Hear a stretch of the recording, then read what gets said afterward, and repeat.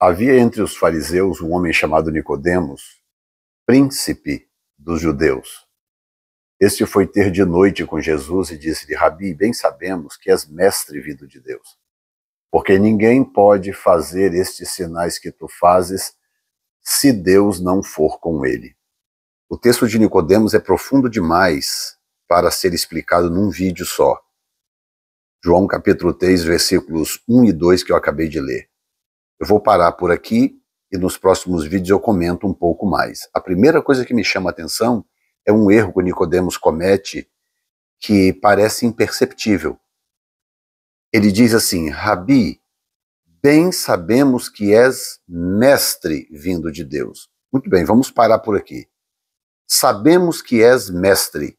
Se você chega para alguém e diz: olha, eu reconheço você como mestre. Ok, se você reconhece aquela pessoa como mestre, significa que o que ela diz, o que ela ensina tem impactado a sua vida, correto? Mas Nicodemos comete um erro aqui que passa batido para muitos.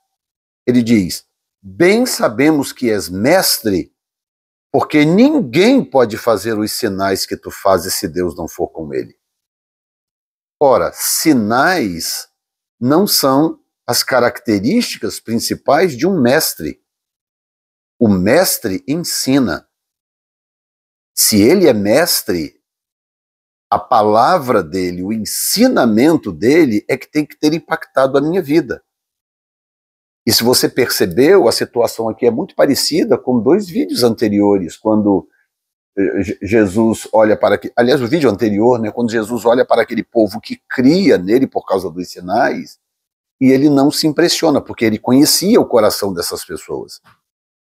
Ele chega ao ponto de dizer em outra ocasião que algumas daquelas pessoas viviam atrás dele porque ele multiplicava o pão, porque ele fazia milagres. E elas viviam atrás dele porque estavam interessadas nas coisas que ele fazia. Havia um certo lucro estar em torno de Jesus, porque ele produzia coisas, ele produzia milagres. Mas nem todo mundo que estava em torno de Jesus prestava muito atenção no que ele dizia. Os seus próprios discípulos muitas vezes chegavam para Jesus em particular e diziam: Senhor, o senhor pode nos explicar essa parábola? Porque nós não entendemos.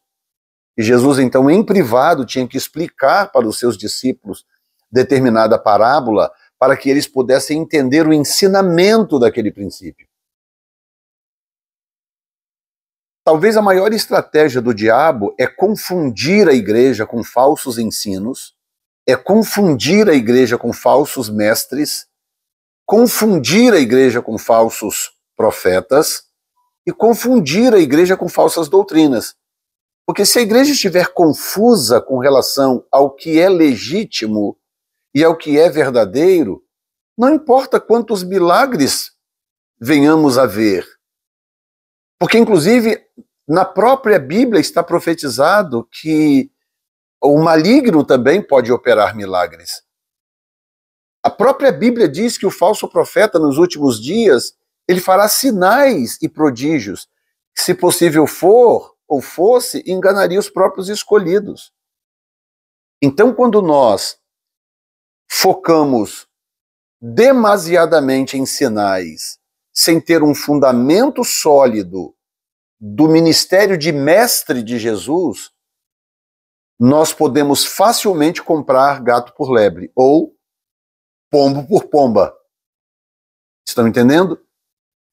Então Nicodemos claramente aqui, por ser príncipe dos judeus, portanto, ele também era um mestre em Israel, ele tinha o dever de dizer a coisa certa. Mestre, Rabi, bem sabemos que és mestre vindo de Deus, porque as coisas que o Senhor tem ensinado têm transformado vidas. Não, ele diz: sabemos que o Senhor é um mestre vindo de Deus, porque os sinais que o Senhor faz são impressionantes. Ninguém pode fazer tais sinais se Deus não for com ele. Não. Nós tivemos outros operadores de milagres ao longo da história do povo de Israel, tanto no Velho Testamento quanto no Novo Testamento. Por exemplo, Pedro operou milagres, ele não era mestre. Pedro escreveu 2 cartinhas desse tamanho. Pedro não era mestre. Paulo era mestre, operava milagres, mas Paulo era mestre. O ministério central de Paulo era o ministério do mestre, por isso ele deixou 13 epístolas escritas para nós. Enquanto que Pedro operava milagres e não era mestre. Tiago operou milagres e não era mestre. O próprio João operou milagres e, embora ele tenha escrito os evangelhos, ele não tem traços de mestre. 3 epístolas pequenas também. Nós temos Eliseu, que era operador de milagres, e ele não era mestre, ele era profeta. Temos Elias, que foi operador de milagres, e não era mestre. Então eu não posso confundir a função do mestre.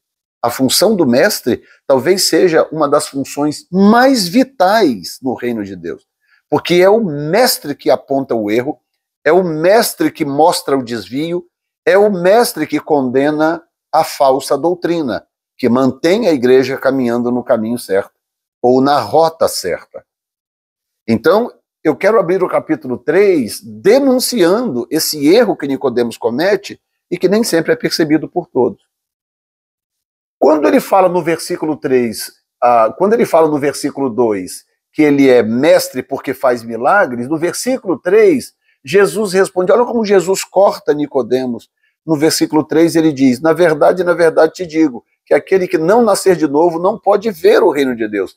Observe que ele fala ver, para depois do versículo 5 ele falar entrar. Por que ele fala ver primeiro? Porque ele está percebendo que com a palavra de Nicodemos, o que está lhe faltando é visão espiritual. O que falta para Nicodemos inicialmente não é a entrada no reino. O que falta a Nicodemos é a visão espiritual para poder entender o que era o reino. Porque ao confundir um operador de milagres com um mestre, ou confundir as funções, porque Jesus era os dois. Mas o que eu não posso dizer é que ele era mestre porque operava milagre. Não, ele operava milagre porque ele era um operador de milagres. Agora, ele é mestre porque ele ensinou uma mensagem revolucionária que até hoje transforma a vida de todos. E ele veio para ensinar esta mensagem, porque ele mesmo disse. Quando ele chega anunciando o reino de Deus, ele deixa claro para os seus ouvintes que ele veio para trazer esclarecimento a respeito do que é o reino de Deus. Então por que ele falava em parábolas, pastor? Aí é uma outra história. Ele falava em parábolas porque ele não queria que a geração pecaminosa daquela época, rebelde daquela época, entendesse a mensagem, mas ele explicava com clareza para aqueles que ele queria que entendesse. E cada palavra que ele dava, cada resposta que ele dava, cada parábola que ele dava, era altamente transformadora, porque ele é o mestre dos mestres, assim como ele é o Senhor dos senhores, e assim como ele é e sempre será o maior operador de milagres de todos os tempos. Porque é Deus encarnado, e o Espírito sobre ele em forma corpórea de uma pomba, como disse João, o escritor, né? João, o apóstolo, não João Batista, como João diz que desceu sobre ele e permaneceu. Então, o apóstolo João, ao escrever as palavras de João Batista, ele diz, eu vi o Espírito Santo descer sobre ele e permanecer sobre ele.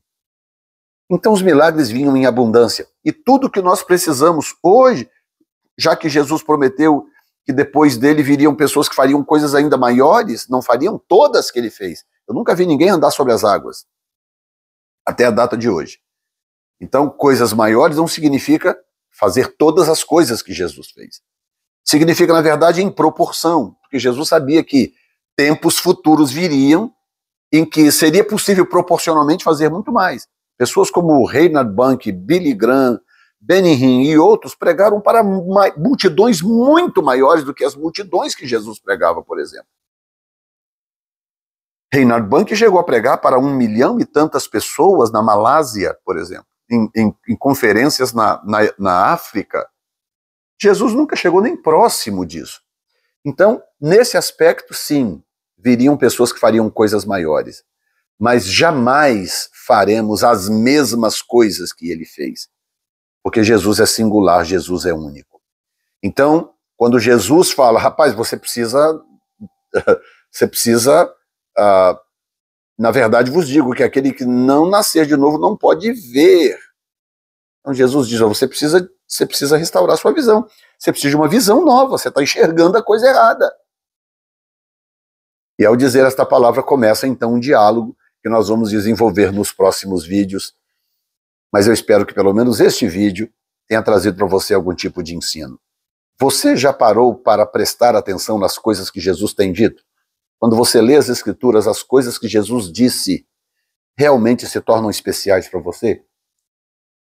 O Evangelho de João é diferente dos outros três exatamente por isso. Porque João priorizou o que Jesus disse, além do que ele fez. Deus te abençoe.